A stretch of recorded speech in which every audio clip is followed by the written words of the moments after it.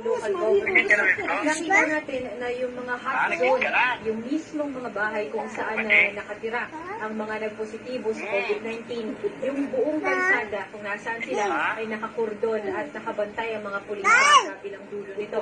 Pero yung mga nasa sabing bahay naman, kahit yung next door nito, kapitbahay, itong mga hot zone na ito, may pinapayagan namang lumabas at kapag pumasok, kailangan lamang nilang kausapin at magpakilala dun sa mga nasa checkpoint sa magkabilang dulo.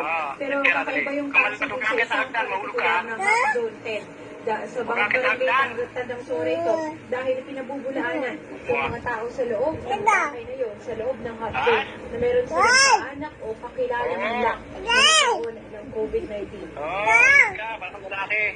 Actually, Mayor Joy Belmonte, nagpatingin sa Ferdinand Santos ang isang lalaki na positibo sa COVID-19 at nagbibigay ng address. Pero nagpunta ka ng barangay, kinausap ang tao sa bahay at itinanggi kung may kasama silang nawawala o nagkasakit. Pinadala namin ang kanilang doktor sa Ferdinand Santos at sa RITM.